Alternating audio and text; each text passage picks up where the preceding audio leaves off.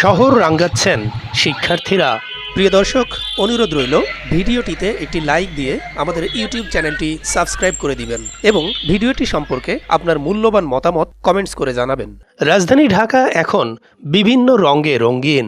Metro রেলের pillar, শহরের দেয়াল এবং বিভিন্ন স্থাপনায় বাংলাদেশের মানচিত্র, পতাকা, ফুল, পাখি ইত্যাদির নকশা বা গ্রাফিতি নিপুণ হাতে ফুটিয়ে তুলছেন শিক্ষার্থীরা।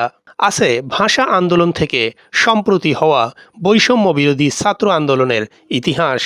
এতে ছাত্রদের আন্দোলনের সময় রাজধানীর যে সড়ক ও স্থাপনাগুলো বিভিন্ন স্লোগানে ভরে গিয়েছিল, তাও ঢাকা পড়েছে শিক্ষার্থীদের শৈল্পিক চিত্রকর্মে। পাশাপাশি টানা চতুর্থ দিনের মতো গতকালও সড়কে ট্রাফিক পুলিশের অনুপস্থিতিতে শিক্ষার্থীরা যান চলাচল নিয়ন্ত্রণ করেন। ছুটির দিনে সকাল থেকেই ঢাকার সড়কে যান নিয়ন্ত্রণ ও দেয়ালে গ্রাফিতি অঙ্কনে উল্লেখযোগ্য সংখ্যক শিক্ষার্থীদের অংশ নিতে দেখা গেছে। মিরপুর ১২ নম্বর থেকে শুরু করে বিজয় সরণির মেট্রো রেলের পিলারগুলো গত জুলাই মাসে বৈষম্য বিরোধী ছাত্র আন্দোলনের সময় বিভিন্ন স্লোগানে ছেয়ে যায়। এ আন্দোলনে আওয়ামী লীগ সরকারের পতন ঘটিয়ে শিক্ষার্থীরা এবার ঢাকার বিভিন্ন স্থাপনায় আন্দোলন চলাকালীন সময়ে যে স্লোগানগুলো লিখেছেন তা মুছে দিচ্ছেন। নিজেদের দায়িত্ববোধ থেকে এবং একটি শহরের সৌন্দর্য বৃদ্ধি করতে শিক্ষার্থীরা নিজেরাই রং তুলি জোগাড় করে এসব শিল্পকর্ম করছেন।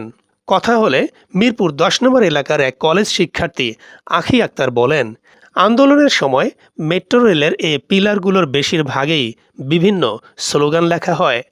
আমরা নিজেদের সম্পদ ও শহরের সৌন্দর্য রক্ষায় এখন আবার স্লোগানগুলো মুছে নতুন করে এখানে বিভিন্ন গ্রাফিতি আঁকছি।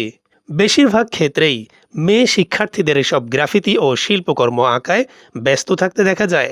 তারা ছোট ছোট কয়েকটি দলে ভাগ হয়ে এ কাজ করছিলেন। এর মধ্যে একজন প্রথমে সাদা রং দিয়ে দেয়ালের স্লোগান মুছে দিচ্ছেন, তারপর পেন্সিল দিয়ে আরেকজন গ্রাফিতি ফুটিয়ে তুলছেন। সেই পেন্সিলে আঁকা চিত্রকর্মের উপর রঙের প্রলেপ দিয়ে যাচ্ছেন আরেক শিক্ষার্থী। এ সময় তাদের হাতে মুখে রং লেগে থাকতে দেখা যায়, কিন্তু তারা বেশ উৎসাহ এবং আনন্দ নিয়েই কাজ করছিলেন।